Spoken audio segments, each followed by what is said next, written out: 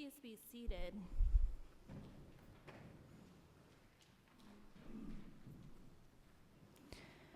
Fear not. I remember walking out of a particularly rough hospital visit and heading to the elevator door with my book of common prayer in one hand and my big bundle of keys, which is attached to my wallet, in another. I was a bit annoyed at this hospital visit because before I had visited, I needed to wait 15 minutes for the elevator. 2 of the 3 were working, and 1 was stuck on the 9th floor. So after my visit, I had forgotten this, and I went to the elevator, and I pushed the button, and I waited. And I kept waiting, and the light that shows up when you push that down button, it was still on. So I got a little impatient, and I shifted, 1 foot to the other, and I thought maybe I'll sit down by those benches that they provide in front of the elevator doors. So I sat down, I put my belongings next to me, and other people started to show up. And they started pushing the same down button, just in case it didn't work when I did it. Everybody needed to come and push it to make sure that maybe it worked when they pushed it. Some of these people were busy medical professionals. Some were hearing bad news for the first time. Some were visitors, rejoicing in good news and waiting for others. But here we all were, with that bottom light on, just waiting. I had a cloudy mind and I grew impatient, so I picked up my belongings, because if I picked them up, clearly the light would change. But they did not.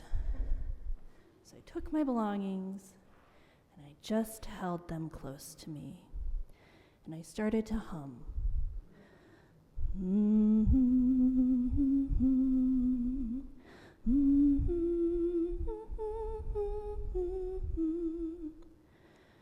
And I just sang that to myself. Be not afraid. The light will turn, I thought. And after some time, with my eyes closed and my book clenched quite tight to my chest, I heard the elevator ding, and I started to hear people move. My eyes were still closed. Just before they opened, I felt a hand touch mine and a voice say, "Come, follow me, I will give you rest."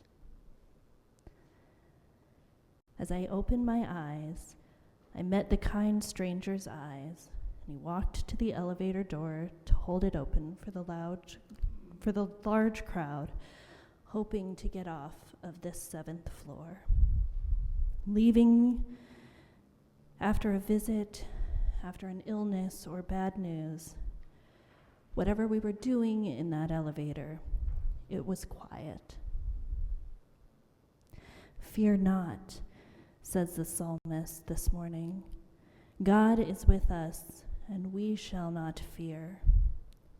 God, who is unchanged, undiminished, and undefeated, is with us this Advent season. The word Advent comes to us from the Latin word which means coming, and it is a sign that we are here to prepare for the birth of Jesus. It is the first season of the new liturgical year. Fear not are the words that signal to our sick souls the advent of a new age. So we have 2 Zechariahs coming to us today. And in the first reading, the prophet Zechariah tells us that God will gather up the tattered remnants of her savaged people in the aftermath of their near destruction by the conquerors and oppressors. In today's commentary, the Reverend Dr. Will Gaffney writes, "The immediate change to their circumstances means that every gender, women, men, and those that fall between the poles of the binary will be safe in public at every age." In the binary linguistic structure of the text, Gaffney says, the verse could be read to also say that women and girls are safe in public, safe from harassment and assault, and safe to the same degree that men have always been safe in public. At the end of the reading, Zechariah is called to bear responsibility for restoration among all the peoples. Fear not. In the middle of one particularly traumatic legislative session for the trans community in Iowa, the governor held her annual prayer breakfast at the Iowa Event Center. And the prayer breakfast is usually held on Maundy Thursday in Holy Week. After this event was over, they had a lot of leftover food, because anybody who knows the Iowa Event Center knows that there's always leftover food. And after this event, a small group in Des Moines called the Supply Hive picked up nearly a dozen hot trays of food that otherwise would have been thrown away. This group of young LGBT volunteers brought the food and hundreds of to-go containers to our basement here at St. Andrew's Episcopal Church to portion out meals to deliver to community fridges and homeless camps around the city. This group of young people either didn't observe Holy Week or did not have a place to go during this time. And after just 5 minutes with this group, I could tell that they had become each other's chosen family, gathering to feed their souls by feeding their neighbors in the basement of this beautiful little scrappy church. Fear not, Zechariah, for your prayer has been heard. Your wife, Elizabeth, will give birth to a son for you, and you will call him John. Today's gospel also takes place in the context of family and in community. Elizabeth, barren in spite of being blameless, is now pregnant with John. To some of us in the room, it might be important to know that infertility and other undesired conditions are not punishments and cannot be reversed through increased piety. There will soon be a familial relationship here in Luke's gospel between Jesus and John and their mothers, Mary and Elizabeth. These holy relationships are just the beginning of the vast holy family to live together in community. Mary and Elizabeth, Jesus and John, and then Jesus and all of his disciples in a spiritual family serves as a model for the whole church. Community is where we are called to do the work of the living God. And we are called to do that work out of the love of God that dwells deep within us. In a world of great epidemics, loneliness is one of the greatest of our time.